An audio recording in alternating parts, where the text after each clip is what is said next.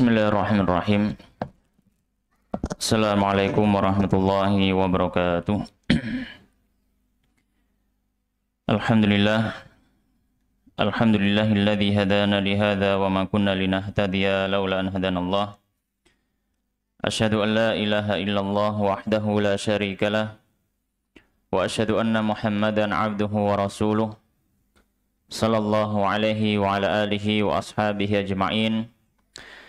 Ya ayyuhalladzina amanu taqullaha haqqa tuqatih wa la tamutunna illa wa antum muslimun. Amma ba'd. Allahumma subhanaka la ilma lana illa ma 'allamtana innaka antal alimul hakim. Wa tub 'alaina innaka antat tawwabur rahim. Allahumma faqqihna fid din wa 'allimna at-ta'wil. Warzuqna al-ikhlas fil 'ilmi wal 'amal. Rabbi shrah li sadri wa yassir li amri wahlul 'uqdatan min lisani yafqahu qawli. Allahumma amin. Ma'asyiral muslimin, jamaah rahimani wa rahimakumullah. Alhamdulillah, kembali kita bersyukur pada Allah Subhanahu wa taala karena pada malam hari ini Allah Subhanahu wa taala masih mengizinkan kita kembali untuk bermuajahah, bermajelis, berkumpul dalam rangka tafaqquh fiddin, dalam rangka mempelajari agama Allah Subhanahu wa taala. Wabil khusus kita melanjutkan kajian kita membaca, mengkaji kitab Matan Abu Syuja' atau Matan Takrib, yang kitab ini adalah kitab ringkasan fikih menurut mazhab al-Imam Syafi'i rahimallahu taala. Dan pada pertemuan yang sebelumnya kita sudah membahas pembahasan dari sholat khauf beserta tentang permasalahan yang disebutkan oleh musannif yang berhubungan dengan masalah peperangan, yaitu tentang masalah fikih berpakaian dan memakai perhiasan. Maka insyaallah malam hari ini kita memasuki pembahasan yang terakhir dari pembahasan fikih sholat, yaitu pembahasan perawatan jenazah. Ma'asyiral muslimin, jamaah rahimani wa rahimakumullah. Sebelum kita membaca kitabnya, membaca Matan Takrib, maka ada beberapa hal yang perlu kita sampaikan sebagai pengantar dari pembahasan fikih perawatan jenazah ini. Yang pertama adalah bahwasanya kita sebagai manusia ini pasti dan tidak mungkin tidak akan merasakan yang namanya kematian. Kita semua pasti akan didatangi oleh malaikat maut. Kemudian malaikat maut akan mencabut nyawa kita. Sebagaimana Allah Subhanahu wa taala sudah menyampaikan dalam firman-Nya, kullu nafsin dha'iqatul maut. Bahwasanya setiap yang memiliki nyawa pasti dia akan merasakan yang namanya kematian. Itu yang pertama, dan kita harus menyadari itu. Sehingga seorang muslim ketika dia hidup di dunia, dia bukan hanya memikirkan tentang masalah dunia saja, tapi dia juga memikirkan tentang bagaimana dia mempersiapkan hari kematiannya. Terkadang kita sibuk mempersiapkan untuk hal-hal yang sifatnya duniawi, mempersiapkan untuk kelahiran anak kita, mempersiapkan rumah baru kita, mempersiapkan untuk pernikahan kita, mempersiapkan untuk anak masuk sekolah, mempersiapkan macam-macam dipersiapkan, urusan duniawi. Tapi ada satu persiapan yang harusnya juga tidak luput dari pemikiran kita, yaitu adalah persiapan bagaimana kita menghadapi kematian. Kemudian yang kedua, sebagai pengantar, para ulama menyampaikan termasuk hal yang sangat ditekankan dan dianjurkan bagi setiap muslim untuk memperbanyak mengingat kematian. Karena memperbanyak mengingat kematian ini menjadi salah satu cara kita untuk selalu dekat dengan Allah. Oleh karenanya Nabi Shallallahu Alaihi Wasallam menyampaikan, aktsiru min dzikri hadhimil ladzat. Perbanyaklah kalian dari mengingat penghancur kenikmatan. Kemudian Nabi menjelaskan apa penghancur kenikmatan itu, al-maut, yaitu kematian. Dan dalam riwayat yang lain, dalam hadis yang lain, Nabi SAW menyebutkan di antara faedah, tentu saja di antara faedah kita banyak mengingat kematian adalah semakin kita dekat kepada Allah. Tapi ada faedah yang lain, di mana dalam hadis yang lain Nabi SAW menyampaikan tidaklah mengingat kematian itu dilakukan oleh seseorang yang hidupnya merasa lapang kecuali dia jadi sempit. Dan tidaklah mengingat kematian itu dilakukan oleh orang yang hidupnya sempit akan menjadi lapang. Maka mengingat kematian akan memperbaiki pola pikir kita dalam memandang kehidupan yang sedang kita jalani. Terkadang kita merasakan bergelimang harta, bergelimang kenikmatan, berbagai macam kebaikan Allah diberikan kepada kita, seolah-olah hidup nggak ada masalah. Seolah-olah hidup nggak ada masalah duniawi. Tapi ketika orang mau mengingat kematian, hidupnya akan terasa sempit, bahwasanya belum tentu kenikmatan ini semua akan menjadi kenikmatan juga di alam kuburnya. Maka setelah dia mengingat hal tersebut, maka dia akan bersegera bertaubat pada Allah Subhanahu wa taala.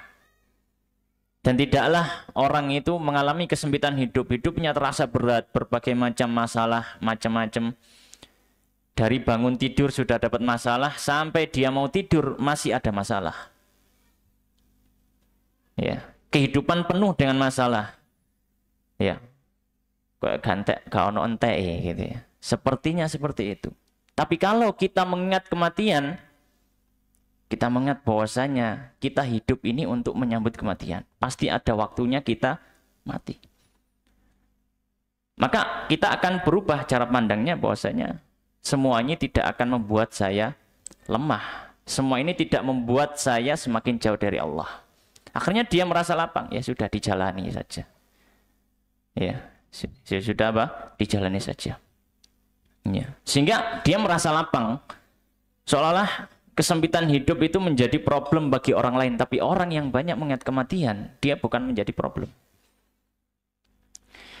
Baik, para ulama menyampaikan, ya ini pengantar yang kedua, bahwasanya hendaknya dianjurkan, bahkan sangat-sangat dianjurkan kita untuk memperbanyak kematian. Ya. Sebagaimana yang Nabi SAW sampaikan tadi. Ya. Kemudian lebih ditekankan lagi keanjurannya mengingat kematian adalah bagi orang yang sedang sakit. Bagi orang yang sedang mengalami sakit. Ya. Karena sakit itu adalah salah satu muqaddimatul maut. Pengantar menuju kematian seseorang. Meskipun nggak semua orang mati karena sakit. Tapi paling tidak sakit itu menjadi salah satu tanda bahwasanya dia akan mengakhir atau dia akan berakhir ajalnya atau sudah habis waktu hidupnya di dunia. Maka orang yang sedang sakit maka lebih dianjurkan lagi untuk memperbanyak mengingat kematian, dan faedahnya atau dampak yang ditimbulkan ketika kematian adalah dengan banyak bertobat dan istighfar pada Allah Subhanahu wa taala. Kemudian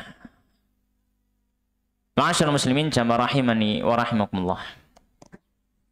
Ketika seseorang sedang dalam kondisi sakit, maka dianjurkan bagi orang yang lain sesama muslim khususnya untuk menjenguk. Ini disunahkan. Bagi orang muslim yang lainnya disunahkan untuk menjenguk saudaranya yang sakit. Bahkan para ulama mengatakan tidak dipersyaratkan orang yang sakit yang kita jenguk itu adalah seorang muslim. Syaratnya hanya dia manusia. Maka kalau kita punya tetangga kafir, tetap dianjurkan untuk menjenguk. Ya, sebagaimana disampaikan oleh para ulama. Dan ini juga dipraktekkan oleh Nabi Shallallahu Alaihi Wasallam. Nah, apa yang dilakukan oleh orang yang menjenguk? Maka tergantung posisi orang yang sakit ini. Kalau misalkan orang yang sakit ini adalah orang yang terkena penyakit yang masih besar harapan untuk dapat kesembuhan dari Allah, didoakan kesembuhan. Ya, didoakan kesembuhan. Itu yang disampaikan oleh para fuqaha. Tapi kalau misalkan orang yang mengalami masa sakit ini, dia terkena penyakit yang sudah kecil sekali kemungkinan dia untuk sembuh dan untuk kembali sehat. Ya, para dokter misalkan sudah menetapkan ini penyakit ini sudah membawa kepada ajalnya. Ya. Maka para ulama menyampaikan, maka ketika itu didoakan orang ini untuk atau diberikan nasihat orang ini untuk banyak bertobat dan beristighfar pada Allah Subhanahu wa taala. Ya. Kemudian catatan yang berikutnya ini bagi orang yang menjenguk orang sakit. Adapun orang yang sakit sendiri ketika dia sakit, wabil khusus mungkin ketika dia menjelang ajalnya, hendaknya dia husnudzon kepada Allah. Maka termasuk kondisi yang seorang muslim itu lebih menguatkan sisi harapnya kepada Allah, itu adalah ketika dia sakit dan mungkin menjelang kematiannya. Karena sebagaimana kita tahu bahwasanya dalam kehidupan seorang muslim tidak akan terlepas dari namanya khauf dan roja, rasa takut pada Allah, rasa harap pada Allah. Hukum asalnya dalam kondisi normal hendaknya ini imbang. Tapi dalam beberapa kondisi ada yang lebih kuat. Dan diantaranya ketika orang sakaratul maut atau hendak mendekati ajalnya, para ulama mengatakan dia menguatkan sisi rojaknya kepada Allah, harapannya kepada Allah. Sehingga dia merasa gembira menyambut kematiannya. Karena itu cirinya orang mukmin. Dia gembira dengan kematian. Kalau orang kafir, dia merasa takut dengan kematiannya.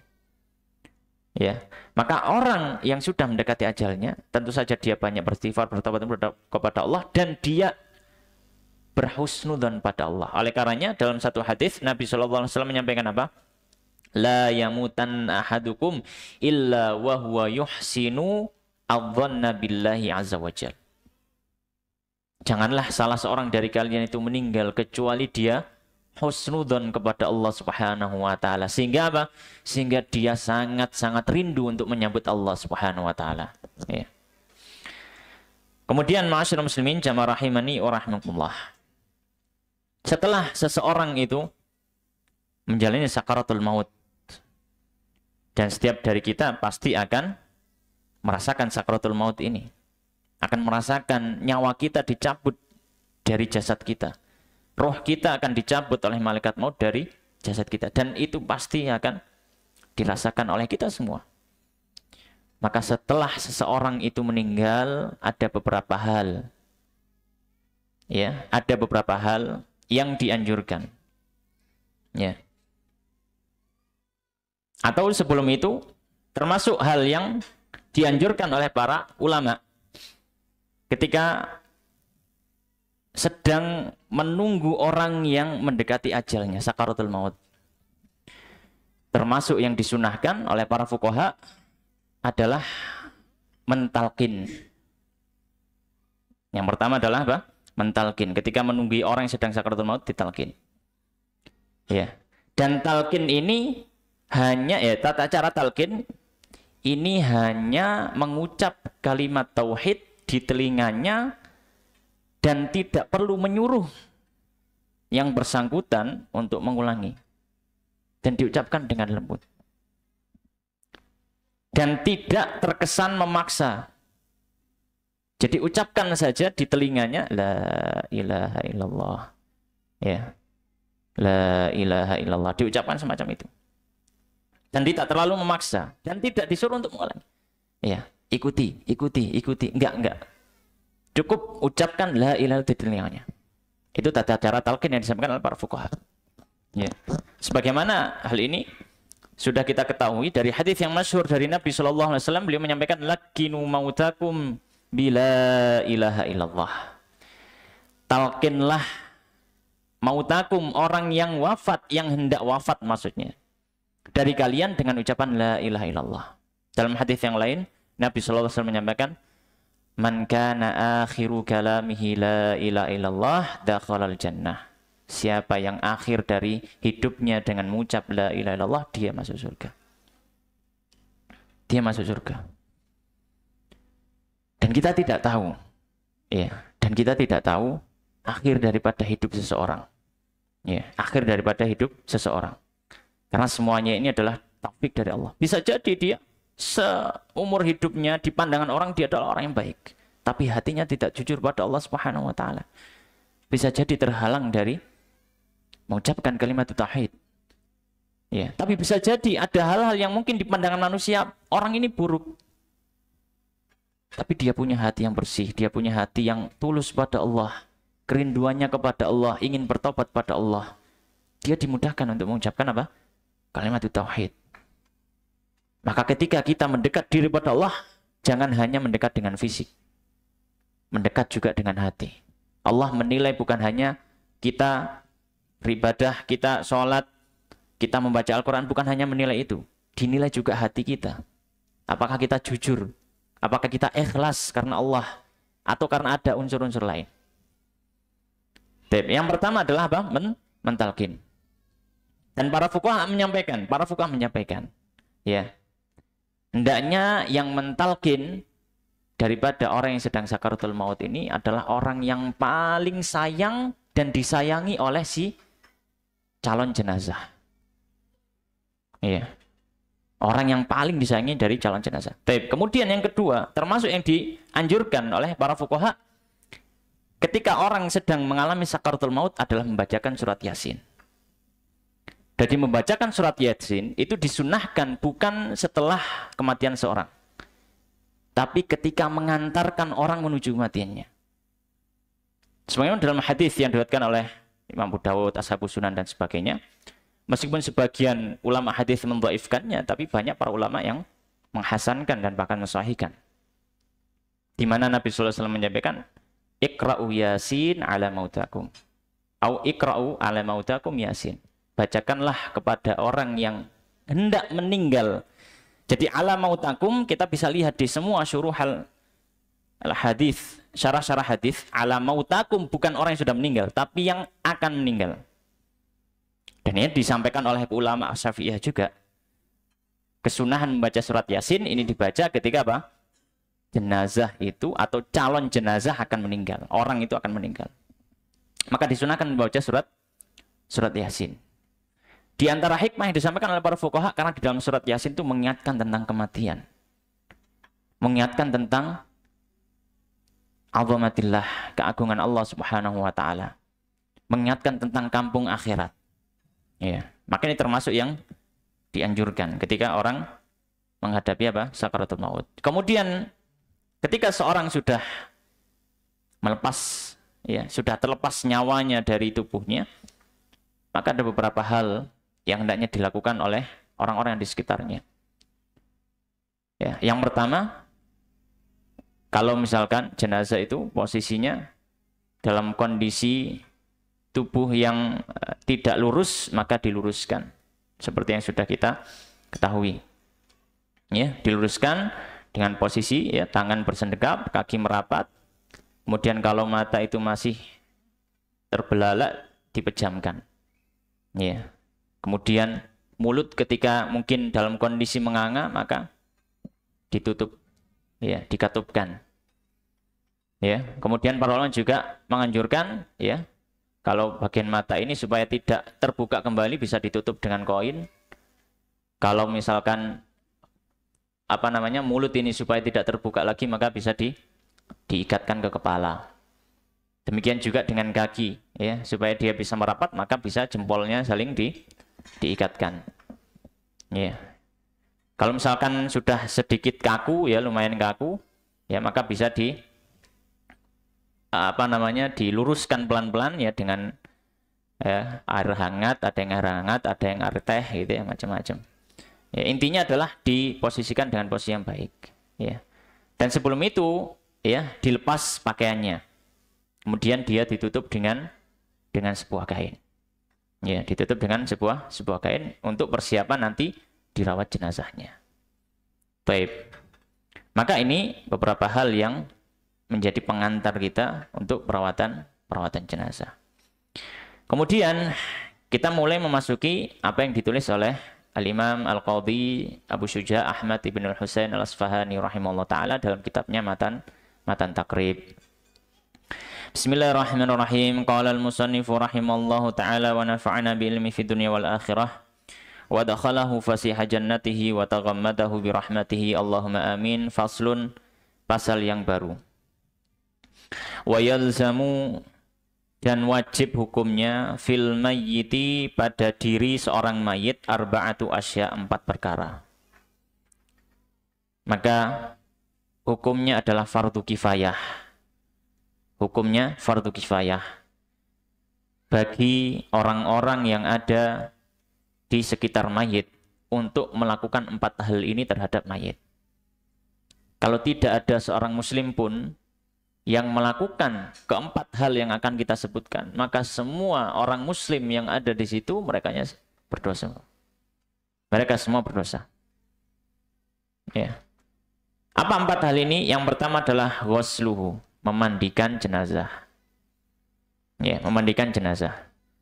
Yang kedua, wa takfinuhu, dan mengkafani jenazah. Wassalatu alaihi, dan mensolati jenazah. Wa dafnuhu, dan menguburkan jenazah. Ya, maka 4 hal ini ya adalah hal yang harus dilakukan oleh kaum muslimin yang masih hidup terhadap jenazah saudaranya. Dan hukumnya wajib, dalam artian fardu kifayah. Ya. Alasannya apa? Dalilnya apa? Bahwasanya 4 hal ini wajib. Dalilnya adalah ijma' kaum muslimin. Oleh karena dalam syarahnya Tadhib, ya, di sini musannif menyampaikan, Syekh Dr. Mustafa Dib Al-Bugha hafizallah, beliau mengatakan ajma'al muslimun ala wujubi hadhil umuril arba'ah wujuban kifaiyan wad dalilu ala luzumihal ijma'. Beliau menyampaikan 4 perkara ini hukumnya adalah fardu ain, wajib, fardu kifayah, wajib kifayah. Dan dalilnya, kata beliau, dalilnya adalah ijma'. Tidak ada seorang ulama pun yang diketahui yang tidak mengatakan salah satu dari 4 hal ini tidak wajib. Semuanya mengatakan wajib. Dari ulama terdahulu sampai hari ini. Ya. Taib. Namun berikutnya beliau akan menyebutkan ada pengecualian. Ada apa? Pengecualian. Ya, yang mana ada seorang yang meninggal tapi mungkin perawatan jenazahnya tidak melakukan 4 hal ini. Maka di sini ada pengecualian. Yang disebutkan oleh musannif yang dikecualikan ini ada 2. Yang pertama adalah orang yang mati syahid. Yang kedua adalah janin yang digugurkan dari kandungannya. Maksudnya keguguran, itu janin. Taib. Maka beliau mengatakan wasnani, dan 2 orang. La yughassalani, tidak dimandikan, wala yusalla alaihima, dan tidak disolati. Siapa? Yang pertama, asyahidu fi ma'rakatil musyrikin, orang yang mati syahid dalam memerangi orang-orang musyrik, orang-orang kafir. Ya, maka di sini ada 2 orang yang akan beliau bahas yang hukumnya tidak seperti normalnya kaum muslimin. Yang pertama adalah orang yang mati syahid. Yang dimaksud mati syahid di sini, ya, yang pertama adalah dia orang muslim. Yang kedua, dia meninggal di peperangan tersebut. Dia meninggal di peperangan tersebut. Ya. Maka di sini kalau misalkan, ya, dia habis perang, kemudian pulang ke rumah, 2 hari dia meninggal, maka ini tidak dihukumi syahid yang akan kita bahas. Maka yang pertama dia muslim, dia adalah orang yang meninggal di peperangan tersebut. Kemudian yang ketiga, peperangan tersebut melawan orang kafir. Maka tidak termasuk hukumnya kalau melawan sesama muslim. Ya. Melawan sesama muslim. Berperang orang muslim, musuh orang muslim, kita katakan yang meninggal di situ tidak disebut atau tidak dalam hukum syahid yang akan kita bahas dalam perawatan jenazah. Sehingga apa? Jenazahnya orang yang meninggal dalam peperangan antar orang muslim dan orang muslim dirawat secara normal. Dirawat secara normal. Ya. Maka kalau orang sudah memenuhi 3 syarat ini, yang pertama dia muslim, dia meninggal di medan perang itu. Yang ketiga dia merawan orang kafir. Kalau dia meninggal di medan perang itu, maka yang pertama diharamkan untuk dimandikan. Bukan cuma nggak boleh, diharamkan untuk dimandikan. Jadi dia jenazahnya tidak perlu dimandikan. Yang kedua, diharamkan juga untuk disolati. Diharamkan untuk disolati. Yang dilakukan apa? Yang dilakukan hanya 2, ya, yaitu dia dibungkus dengan kain kafan, kemudian dia dikebumikan. Ya. Adapun memandikan, adapun mensolati, maka ini terlarang, bahkan para fuqaha menyampaikan diharamkan. Ya. Baik, itu yang pertama, yaitu apa? Syahid. Yang kedua adalah wasiqtu, dan janin. Alladzi yang lam yastahilla, tidak nampak, tidak muncul ketika dia keluar dari rahim, sharikhon, dalam kondisi berteriak. Ala kulli hal, janin ini ada perincian. Janin ini ada perincian. Ya. Perinciannya seperti apa? Perinciannya janin terbagi menjadi 2. Ketika dia keluar dari rahim ibunya, janin ini ketika dia keluar dari rahimnya, dilihat ketika keluar itu apakah umur janin sudah mencapai 4 bulan atau belum mencapai 4 bulan. Ya. Maka janin yang digugurkan, janin yang keluar dari rahim, dilihat apakah umurnya sudah 4 bulan atau kurang dari 4 bulan. Ya. Maka kalau umurnya kurang dari 4 bulan, ya, umurnya kurang dari 4 bulan, ada 2 kondisi. Kalau umurnya kurang dari 4 bulan, ada 2 kondisi. Kondisi yang pertama, sudah nampak bentuk manusia. Kalau misalkan kurang dari 4 bulan, ya, tapi sudah tampak bentuk manusia, maka para fuqaha menyampaikan wajib, ya, semuanya kecuali sholat. Maka sholat tidak. Maka dia wajib untuk dimandikan, wajib untuk dikafani, wajib untuk dikebumikan. Tapi sholat maka tidak. Tidak dilakukan sholat untuk janin yang dia belum mencapai 4 bulan, namun sudah ada wujud fisiknya. Dalam artian sudah ada wujud manusianya.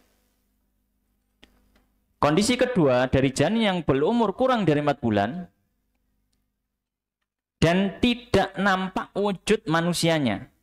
Dia masih bentuknya gumpalan daging, ya, atau masih gumpalan darah, ya, masih belum ada wujudnya sama sekali. Maka para ulama mengatakan tidak wajib keempat-empatnya, tidak wajib memandikan, tidak wajib mengkafani, tidak wajib mensolati, tidak wajib menguburkan, ya. Tapi apa? Tapi dianjurkan untuk dibungkus dengan kain kemudian dikebumikan. Dianjurkan, disunahkan. Ini kalau kurang dari 4 bulan. Kalau jenazah itu, ya, kondisi kedua atau jenis janin yang kedua, dia keluar dari rahim ketika umur sudah mencapai 4 bulan atau lebih. Ya, mencapai 4 bulan atau lebih. Maka di sini juga ada 2 kondisi.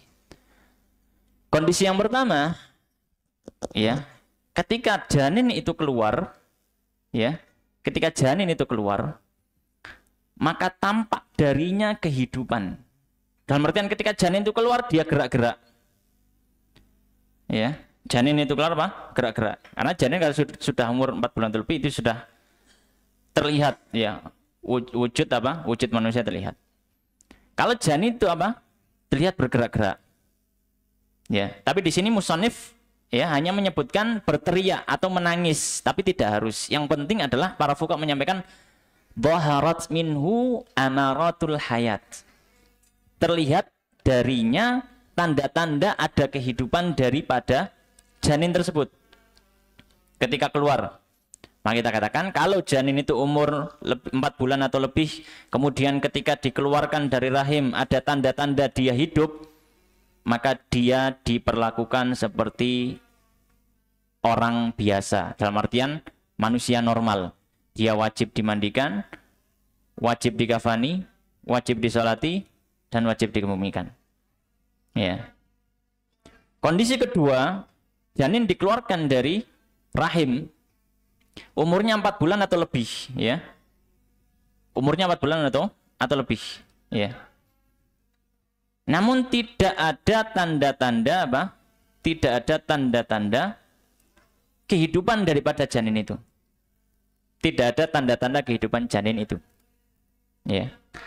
Maka para fuqaha menyampaikan kondisi macam ini dia wajib untuk dimandikan, wajib untuk dikafani, dan tidak disolati, dan wajib dikebumikan. Ya, dan wajib dikebumikan. Ya, jadi ada perincian dalam masalah ini. Ya. Ya, ada perincian dalam masalah ini. Tapi kalau janin itu ketika keluar tidak, ya, muncul tanda-tanda kehidupan darinya. Ya. Dan sebagaimana disampaikan oleh musannif di sini, ya, perincian itu bisa kita lihat di referensi fikih madzhab Syafi'i yang lain seperti Busyrul Karim atau yang lainnya. Wasiqtu alladzi lam yastahilla sarikhan, dan janin yang dia muncul keluar dari rahim dalam kondisi berteriak, dalam artian ada tanda kehidupan. Ya. Atau di sini tidak tidak muncul dengan tanda kehidupan. Ya. Maka di sini ya tadi dengan perincian yang sudah kita sampaikan, tergantung janin itu umur berapa. Ya, tergantung janin itu umur berapa. Taib. Dalil dalam masalah ini apa? Disebutkan di sini di antara dalilnya adalah hadis yang diriwayatkan dari sahabat Jabir bahwasanya Nabi SAW menyampaikan at-tiflu la yusalla alaihi wa la yarithu wa la yurathu hatta yastahil. Bahwasanya anak itu tidak disolati, tidak mewarisi, tidak diwarisi sampai dia apa? Sampai dia berteriak. Maksudnya adalah ketika dia muncul dia dalam kondisi ada tanda-tanda kehidupan dari janin tersebut. Baik. Maka ini pengecualian dari perawatan jenazah, dari 4 unsur perawatan jenazah. Ada 2 yang dikecualikan dengan perincian yang sudah kita sebutkan. Yang pertama adalah dia syahid, kemudian yang kedua adalah janin dengan perinciannya. Baik, maka kita masuk ke perawatan yang pertama. Apa yang dilakukan? Perawatan pertama adalah memandikan jenazah. Ya. Maka beliau mengatakan qala wa yughassalul mayyitu witran. Wa yughassalu, dan dimandikan al-mayyitu jenazah itu witran, dengan hitungan ganjil. Ya, dianjurkan dalam memandikan dengan hitungan ganjil. Ya, dengan hitungan ganjil. Ya. Ganjil ini maksudnya adalah minimal 3. Ini dianjurkan saja, dianjurkan. Maka minimal 3, boleh ditambahi 5 kali boleh. Ya. Maka kata beliau wa yakunu fi awwali ghuslihi, maka hendaknya di awal dia memandikan sidrun, ada campuran bidara. Ya. Campuran apa? Bidara, sidrun. Ya. Wa fi akhirih, dan di akhir daripada basuhannya syai'un min kafur, ya, sebagian dari kafur. Ya. Kalau sekarang biasanya diganti dengan kapur barus. Ya, tidak ada masalah. Taib. Fa'ala kulli hal. Jadi tata cara memandikan jenazah. Ya. Tata cara memandikan jenazah. Yang pertama, kalau ya kita melihat tempat dulu. Tapi yang paling enak memang ditidurkan jenazah itu di tempat tersendiri. Karena di beberapa tempat itu ada yang masih dipondong. Tapi gitu kok, dipondong nama kalau di tempat saya masih digendong. Gendong sama orang gitu. Jadi tidak diletakkan di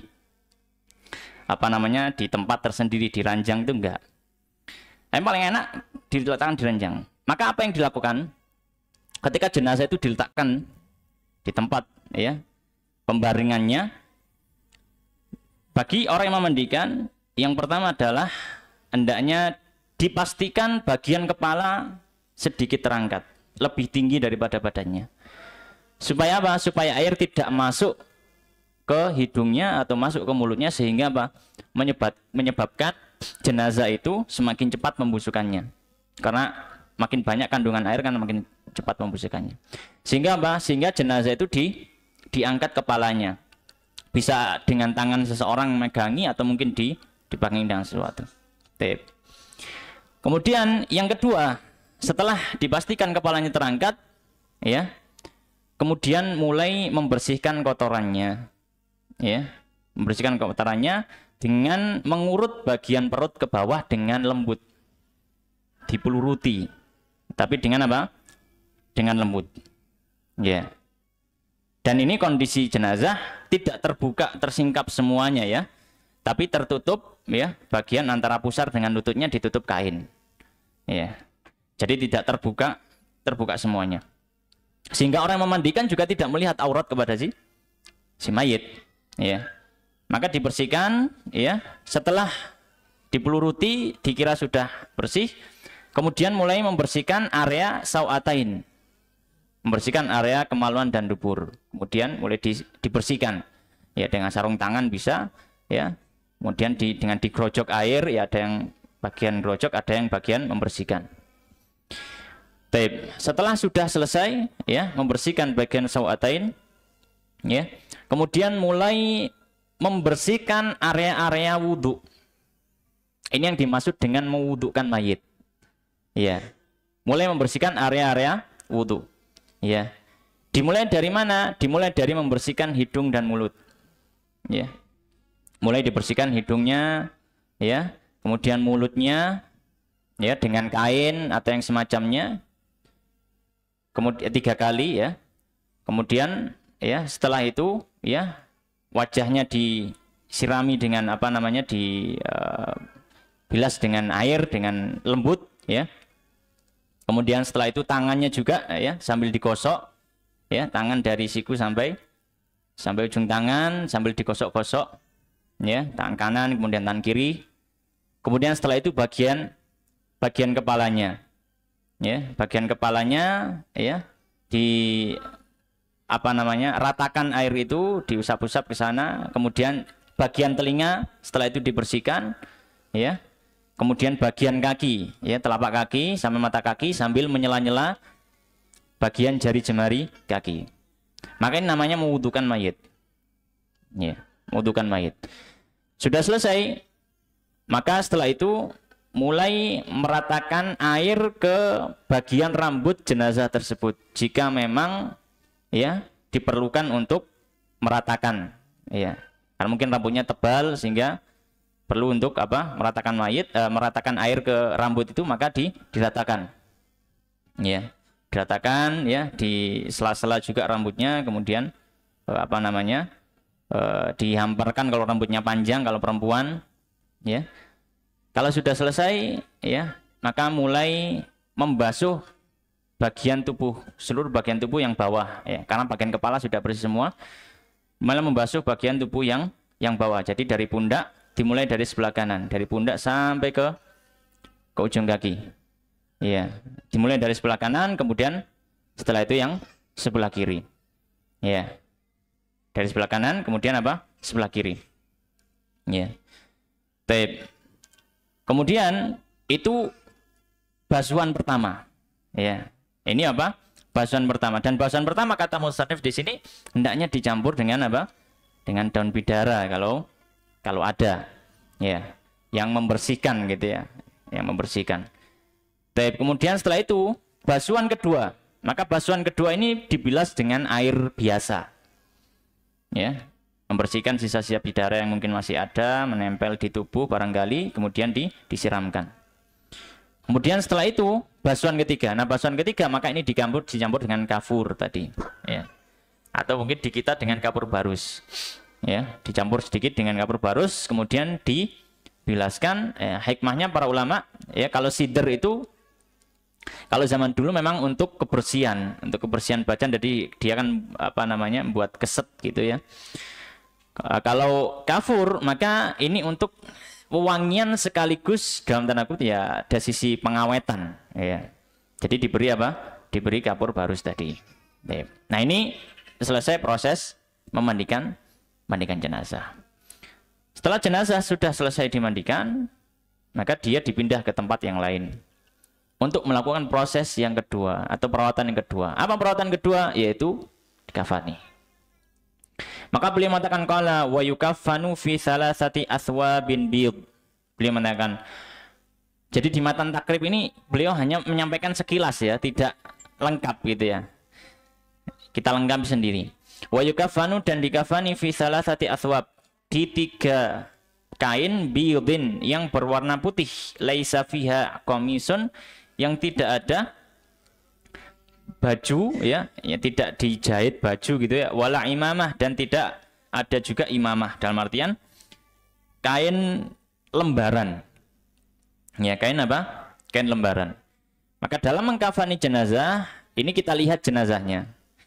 Kalau jenazah laki-laki, maka yang afdal disunahkan membeli kain kafan dengan 3 lapis. Ada yang afdal. Ya. Dan setiap lapisannya menutupi jenazah dari kepala sampai kaki. Setiap lapisannya. Ya. Dianjurkan semacam itu. Ini kalau jenazahnya laki-laki. Kalau jenazah perempuan, maka yang paling afdal 5 lapis. Ya, 5 lapis. Tapi tidak semuanya itu dari ujung kepala sampai ujung kaki. Ya. Jadi ada 3 kain yang dia lebih pendek daripada kain yang lembaran. Maka kain pendek ini fungsinya nanti diletakkan yang pertama di bagian atas, dibentuk nanti seperti kerudung. Ya, dalam artian ketika kafani nanti dilipatkan ya ke kepalanya, kemudian ya ditahan seperti itu. Kemudian yang kedua diletakkan di tengah sehingga menutupi ya, mengikat ya dari pundak ya sampai ke bawah. Ya, sampai ke paha atau mungkin ke lutut ya, ditutupkan. Ya. Setelah itu lapisan ketiga, kain ketiga diletakkan dari pusar sampai ke bawah. Sampai ke ujung kaki. Ya. Nah, ini namanya ya, disebutkan ada khimar ya, ada komis ya, ada rida, ada izar. Itu kalau wanita. Kemudian setelah 3 itu tadi, di bawahnya ada 2 lapis kain. 2 lapis kain ini yang besarnya dan lebarnya cukup untuk menutup seluruh bagian tubuh dari jenazah tersebut. Ya. Jadi dobelannya ada 3 macam. Ada 5 macam ya, ada 5 macam. Ada yang dibuat khimar, ada yang dibuat rida, ada yang dibuat izar, ada yang dibuat sebagai lifaf ya, dibuat sebagai penutup secara keseluruhan. Taib. Mungkin azan terlebih dahulu, kemudian kita lanjutkan sedikit lagi. Kemudian setelah ditutupkan kain kafan itu, maka diikat ya. Apakah ada jumlah ikatan yang dianjurkan? Tidak ada ya. Jadi tergantung kebutuhannya. Kalau misalkan jenazahnya ini cukup dengan 3 ikatan ya, atau 4 ikatan ya, boleh saja. Tapi kalau misalkan nggak cukup, bisa ditambahi, tidak ada masalah ya, tidak ada masalah. Kemudian diantaranya juga dianjurkan ya untuk kain kafan ini berwarna putih ya, dan ini sifatnya sunnah, tidak wajib ya. Ustaz Napa Wangsal misalkan kain kafan ini pun warnanya hijau, boleh, silakan. Tapi yang afdal adalah berwarna putih. Ya. Sebagaimana dalilnya adalah hadis dari Sayyidah Aisyah radhiyallahu taala anha, beliau mengatakan anna Rasulullah sallallahu alaihi wasallam kuffina fi thalathati athwabin yamaniyah bidin suhuliyah min kursuf laisa fihinna qamis wala imamah. Bahwasanya Nabi sallallahu dikafani dengan 3 lapis kain dari Yaman berwarna putih jenis suhuliyah.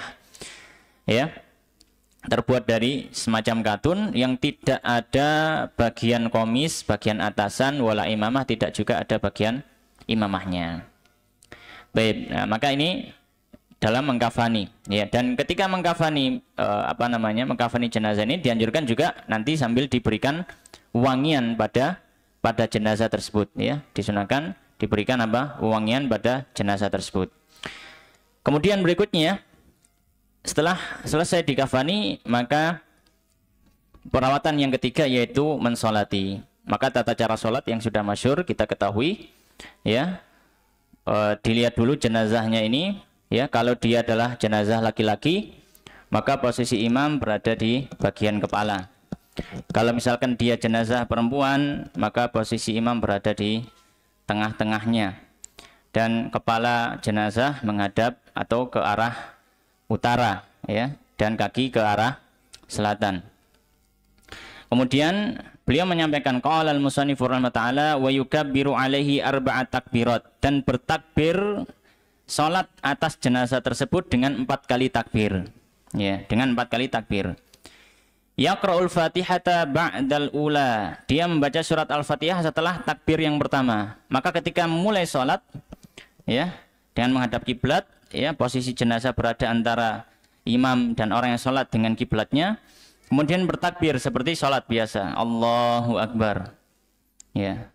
Setelah Allahu Akbar, ya, maka yang dibaca di sini adalah ta'awudz kemudian Al-Fatihah. Ya. Tidak perlu membaca doa iftitah, ya. Jadi membaca ta'awudz kemudian baca Al-Fatihah. Sebagaimana disampaikan oleh musannif di sini. Yaqra'ul Fatihata ba'dal ula. Ya. Sebagaimana diriwayatkan Imam Bukhari dari sahabat Talha bin Abdullah bin Auf, beliau mengatakan shallaitu khalfa bin Abbas ala jenazah faqara'a bi Fatihatil kitab. Ya. Bahwasanya sahabat Ibnu Abbas pernah mengimami salat jenazah dan beliau membaca surat Al-Fatihah. Jadi setelah takbir membaca ta'awudz, a'udzubillahi minasyaitonirrajim, kemudian bismillahirrahmanirrahim, alhamdulillahirabbil alamin, dan seterusnya. Kemudian setelah itu wa yusalli 'alan nabi, dan bersalat kepada Nabi sallallahu alaihi wasallam ba'da tsaniyah, setelah takbir kedua. Maka setelah selesai membaca Al-Fatihah sampai amin, ya, kemudian dia bertakbir lagi, Allahu Akbar. Setelah takbir kedua maka dia membaca shalawat Ibrahimiyah, ya, Allahumma shalli 'ala Muhammad wa 'ala Muhammad, dan seterusnya. Ya, sampai selesai salawat. Ya. Sebagaimana hal ini dilandasi dari hadis yang diriwayatkan oleh Imam Syafi'i dalam musnadnya, ya, bahwasanya telah mengabarkan seorang sahabat Nabi sallallahu alaihi wasallam anna sunnata fi shalah 'alal janazah an yukabbirul imam thumma yaqra'u bi Fatihatil kitab ba'da takbiratil ula sirran fi nafsihi thumma yusalli 'alan nabi sallallahu alaihi wasallam. Ya, termasuk sunnah adalah membaca surat Al-Fatihah secara sir, secara pelan, lalu setelah itu membaca salat kepada Nabi sallallahu alaihi wasallam. Kemudian setelah takbir kedua, kemudian dia bertakbir ketiga. Wa yad'u lil mayyiti, dan berdoa kepada jenazah ba'da tsalitsah, setelah takbir ketiga. Maka setelah membaca salawat takbir kedua, kemudian dia bertakbir lagi takbir ketiga, Allahu Akbar. Kemudian baca doa. Doa yang masyhur yang dibaca, ya Allahumma fillahu warhamhu wa'afihi wa'fu anhu wa rimnuzulahu, dan seterusnya. Ya, tapi di sini beliau mengutip sebuah doa, yang doa ini juga disebutkan oleh Imam Syafi'i dalam kitabnya Al-Um. Ya, percampuran antara beberapa riwayat yang ada dalam doa salat jenazah. Di sini disebutkan, ya, bisa membaca doa ini, Allahumma hadza 'abduka wa ibnu 'abdaik kharaja min rawhid dunya wa sa'atiha wa mahbubuhu wa ahibba'uhu fiha ila dhulmatil qabri wa ma huwa laqihi kana yashhadu an la ilaha illa anta wahdaka la syarika lak wa anna muhammadan 'abduhu wa rasuluh wa anta a'lamu bihi minna. Allahumma innahu nazala bika wa anta khairu manzulin bih wa asbaha fakiran ila rahmatika wa anta ghaniyun an adzabih wa qad ji'naka raghibina ilaika syufa'a lah. Allahumma in kana muhsinan fazid fi ihsanih wa in kana musian fatajawaz anhu wa laqihi bi rahmatika ridhak wa qihi fitnatal qabri wa adzabah wafsah lahu fi qabrih wa jafil ardu an janbayh wa laqqih bi rahmatikal amna min adzabik hatta tab'athahu aminan ila jannatik bi rahmatika ya arhamar rahimin.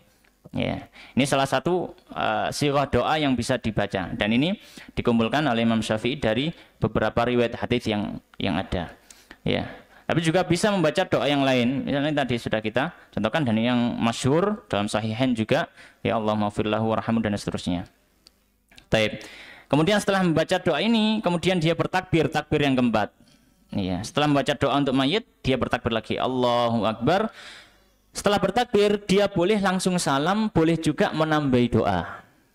Kalau misalkan dia menambahi doa, maka boleh. Maka beliau di sini beliau mengatakan wa yaqulu fir rabi'ah, dan mengucapkan setelah takbir keempat, membaca doa, Allahumma la tahrimna ajrahu wa la taftinna ba'dahu waghfir lana wa lahu. Ya, bisa menambahi doa ini, wa yusallimu ba'dar rabi'ah, kemudian setelah itu salam setelah takbir yang keempat, ya. Jadi tidak ada rukuk, tidak ada sujud seperti yang sudah kita ketahui. Baik, maka ini adalah tata cara sholat terhadap jenazah. Kemudian yang berikutnya, ya, yang terakhir dari perawatan jenazah, setelah jenazah itu disolati, maka jenazah itu diantarkan ke kubur, ke pemakaman untuk dikuburkan. Maka perawatan yang keempat adalah menguburkan jenazah. Maka beliau mengatakan qala wa yudfanu, dan dikuburkan fi lahdin, dalam lahat, mustaqbilal kiblati, dengan menghadap ke arah kiblat. Wa yusallu, dan diturunkan min kibali ra'sihi, dari arah kepalanya, birifkin, dengan lembut. Baik. Maka di sini ya perlu kita ketahui dalam masalah pemakaman daripada jenazah. Ya. Yang pertama, ya, dalam membuat makam, maka ada yang namanya lahat, ada yang namanya syak. Ya, ada namanya lahat, ada yang namanya syak. Ya. Yang afdal kalau tanah itu memungkinkan, maka dengan menggunakan lahat. Lahat itu apa? Lahat itu yang seperti di tempat-tempat kita, di kuburan kita. Jadi pinggiran liang kubur itu dikowak, itu namanya lahat, bahasa Arabnya. Itu lahat. Nah, liang lahat itu ya liang itu, kowaan yang ada di tembok liang kubur itu. Nah, ini kalau memungkinkan, misalkan tanahnya kuat. Ya, kalau misalkan tidak memungkinkan karena mungkin tanahnya terlalu gembur, sehingga kalau dikowai ngoten jugruk misalkan, maka bisa membuat syak itu kowaannya di tengah. Jadi nggak di samping, tapi kowaannya apa? Di tengah. Jadi bentuk kuburnya seperti ini. Nah, jadi ini namanya syak. Tapi kalau yang lahat ya, bentuk kuburnya seperti ini. Ya, jadi ini namanya lahat. Yang afdal dikuburkan di lahat, ya. Yang afdal dikuburkan di lahat. Kemudian ketika menguburkan, ya, atau sebelumnya ketika membuat liang kubur dianjurkan untuk membuat kubur yang cukup dalam. Sebagian fuqaha memperinci ya dengan ketinggian kira-kira setinggi orang dewasa plus tambahan tangannya ke atas. Itu kalau memungkinkan. Ya, lumayan dalam ya. Ya. Dan lebarnya selebar bentangan tangan orang. Ya, ini cukup lebar ya, segini. Ya, ini kalau memungkinkan. Ya, tapi kalau tidak memungkinkan maka dengan ukuran yang memungkinkan saja. Ya, yang penting adalah jenazah itu ya berada di dalam tanah yang tidak bisa lagi untuk diambil oleh hewan-hewan yang ingin memakannya. Kemudian untuk menurunkannya, kata beliau wa yusallu min qibali ra'sihi birifkin. Ya. Dan diturunkan dari arah kepala. Nah, dalam kitab fikih yang paling afdol ketika menurunkan jenazah bukan dari samping, tapi dari kepala. Ya, jadi yusal itu gini ya.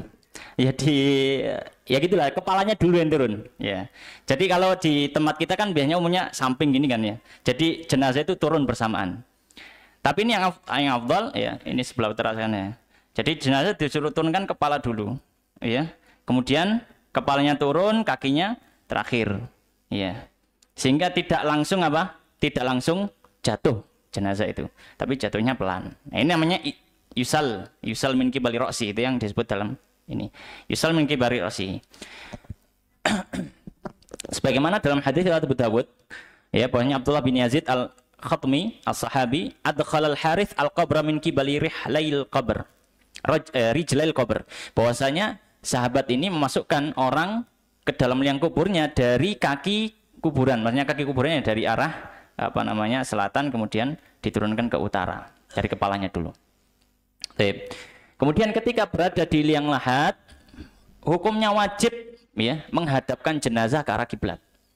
Hukumnya wajib menghadapkan jenazah ke arah kiblat. Ya.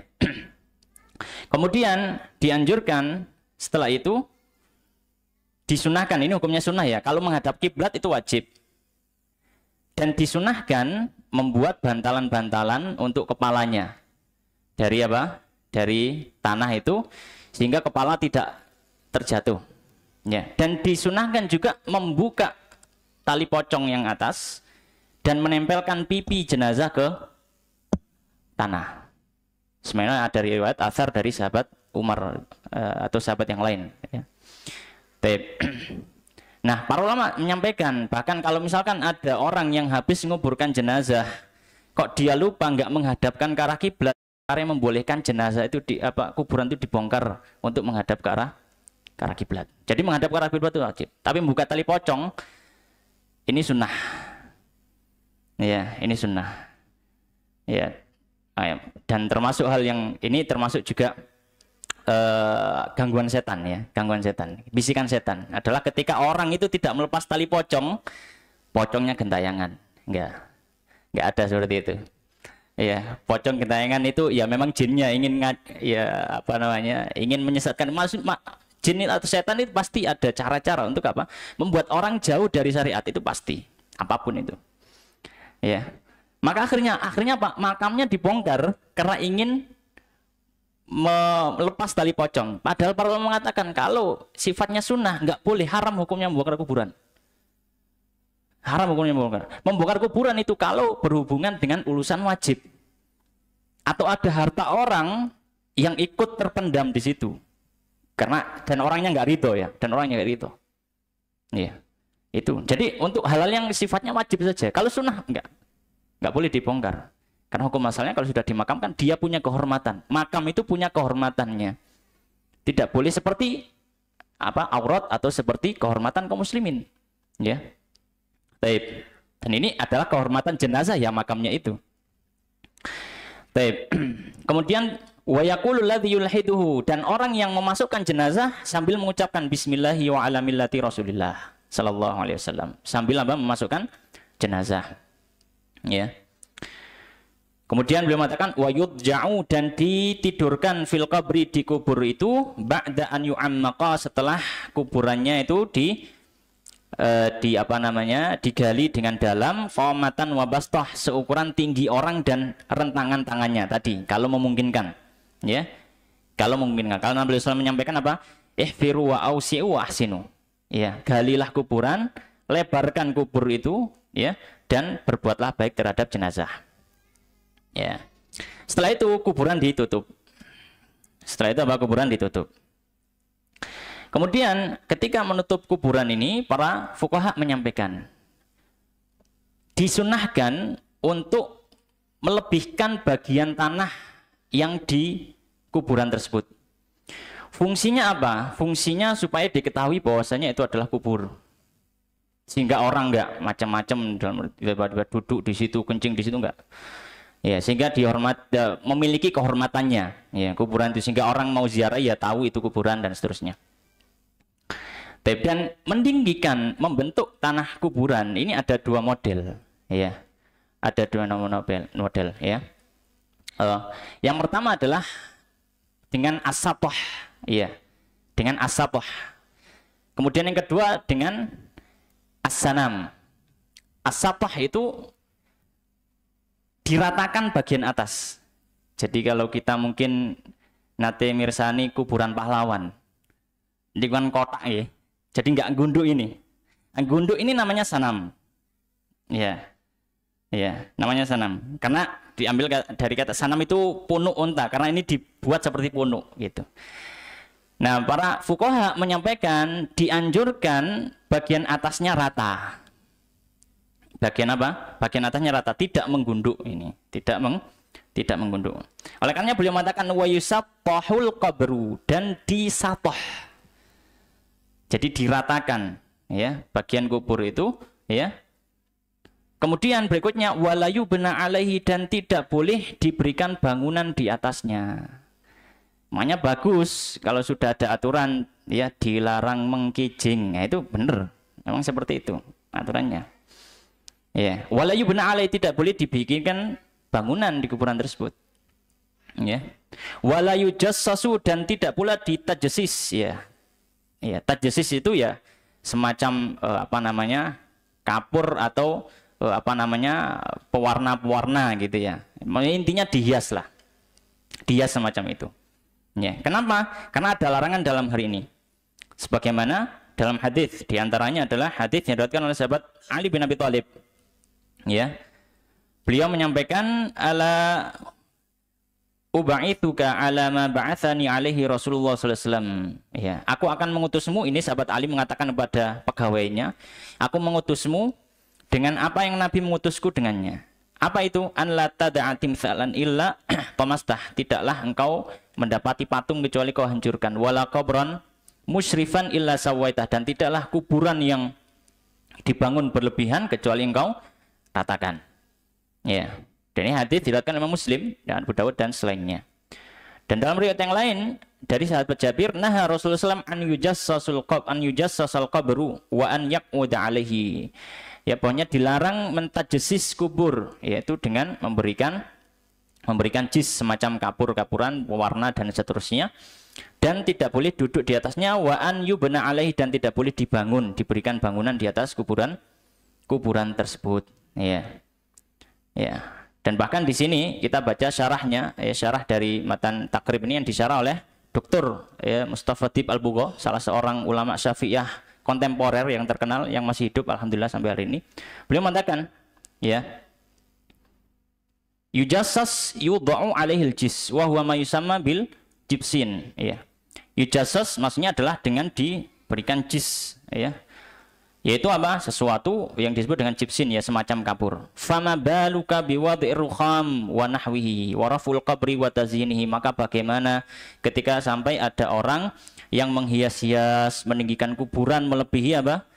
Melebihi kadar yang dianjurkan. Ba'da hadzal nahyi sahih min Rasulullah SAW. Setelah ada larangan yang jelas dari Nabi SAW. Fala syakka annahu haram. Maka tidak ragu ini adalah sesuatu yang haram li mukhalafati sunnah, karena menyelisihi sunnahnya Nabi Shallallahu Alaihi Wasallam. Baik. Kemudian, beliau mengatakan wala ba'sa bil buka 'alal mayyit, dan tidak masalah menangis atas mayit, dalam artian tidak masalah ada keluarga yang menangis, tapi dengan syarat, kata beliau, min ghairi nawahin, tanpa ada sisi niyahah, tanpa ada sisi meratap. Bagaimana meratap itu? Dengan tangisan yang berlebihan, tangisan sambil berteriak, tangisan sambil menyenandungkan syair-syair pujian yang menunjukkan tidak ridho ketika ditinggal keluarga. Ini tidak boleh. Tapi kalau hanya berbesmili atau menangis biasa, maka tidak ada masalah. Karena itu tanda daripada rahmat kasih sayang keluarga. Wala syakil jaib, dan tidak boleh nangis diiringi dengan menyerobek-robek kerah baju. Ini yang dilakukan oleh orang jahiliyah. Menunjukkan apa? Ketidakridhoan. Wa yu'azza ahluhu ila thalathati ayyamin dafnihi, dan ditakziai keluarganya hingga 3 hari dari waktu pengkuburannya. Jadi dianjurkan bagi kaum muslimin untuk datang ke rumah ahli mayit, ke rumah keluarganya untuk bertakziah. Dan kesunahan ini berlaku sampai 3 hari. Apa yang dilakukan? Datang menghibur keluarga mayit, membawakan makanan, mungkin bersedekah, tidak ada masalah, menghibur, memberikan kebaikan kepada keluarga mayit. Ini kesunahannya berlaku sampai apa? Sampai 3 kali. Kemudian wala yudfanu, ada tambahan kata beliau, wala yudfanu isnan, dan tidak boleh dikubur 2 orang fi qabrin, dalam 1 liang kubur, illa li hajatin, kecuali ada kebutuhan. Maka pada dasarnya ketika seorang meninggal, maka kuburannya harus berbeda. Tidak boleh 1 orang dikubur dalam 1 liang, kecuali kalau memang ada hajat kebutuhan di situ. Misalkan apa? Jenazah terlalu banyak. Misalkan terjadi misalkan di tanah Palestina, di Gaza, semoga Allah Subhanahu memberikan kebaikan pada mereka. Banyak yang meninggal di sana dan sudah nggak ngatasi untuk bikin galian satu persatu, maka kemudian dijadikan satu, maka ini tidak ada masalah karena ada hajat dan kebutuhan. Tapi kalau selama tidak ada hajat, masih memungkinkan untuk bikin kuburan, maka tidak diperbolehkan untuk apa? Menyatukan 2 orang di dalam liang lahat. Juga termasuk hal yang disampaikan oleh para fuqaha yang perlu diperhatikan, dan dilarang juga menyatukan area pemakaman antara orang muslim dengan orang kafir. Maka kalau misalkan mau ada tempat makam untuk orang kafir misalkan di suatu kampung, silakan bikin petakan di sampingnya, tidak dicampur dalam satu area. Tidak dicampur dalam satu area, dan ini disampaikan oleh para fuqaha, termasuk juga fuqaha Syafi'iyah dalam kitab-kitab fikihnya. Demikian, alhamdulillah kita selesai membahas fikih perawatan jenazah, dan dengan ini selesai pembahasan fikih sholat. Insya Allah pertemuan berikutnya kita sudah memasuki pembahasan yang berikutnya dari fikih zakat. Demikian wallahu taala alam wa sallallahu wa sallim wa barik ala nabiyina Muhammadin wa ala alihi wa ashabihi ajma'in. Subhanakallahumma bihamdika asyhadu an la ilaha illa anta astaghfiruka wa atubu ilaik wa akhiru alhamdulillahirabbil alamin. Assalamualaikum warahmatullahi wabarakatuh.